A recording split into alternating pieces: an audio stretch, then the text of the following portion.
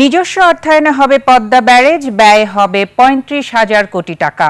একনেক বৈঠকে এই প্রকল্পের নীতিগত অনুমোদন দেওয়া হয়েছে। প্রকল্পের বাস্তবায়ন হলে দক্ষিণ পশ্চিমাঞ্চলের কৃষি ও জীববৈচিত্র্য রক্ষা পাবে বলে জানিয়েছেন পানি সম্পদ মন্ত্রী। মেহেদী হাসানের রিপোর্ট। ১৯৬০-এর দশক থেকেই ফরিদপুর, খুলনা, বরিশাল ও রাজশাহী অঞ্চলের নদী, কৃষি ও জীববৈচিত্র্য রক্ষায় পদ্মা ব্যারেজ নির্মাণের দাবি ওঠে। পরে ১৯৭৫ সালে ভারতের ফারাক্কাবাদ চালুর পর পদ্মা নদীর পানি প্রবাহ কমে যাওয়ায় বিষয়টি আবার গুরুত্ব পায়। ত্রয়োদশ জাতীয় সংসদ নির্বাচনে পদ্মা ব্যারেজ নির্মাণের প্রতিশ্রুতি দিয়েছিল বিএনপি।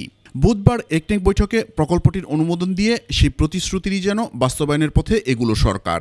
জনগুরুত্বপূর্ণ বিদায় এই প্রকল্পটি আজকে অনুমোদন হয়েছে। এই জন্য আমি মনে করি যে এই প্রকল্পটি বাস্তবায়নের মধ্য দিয়ে যে বাংলাদেশের দীর্ঘদিনের যে দক্ষিণ পশ্চিমাঞ্চল, উত্তরাঞ্চল, সেই দিকের মানুষ সবচেয়ে বেশি উপকার পাবে।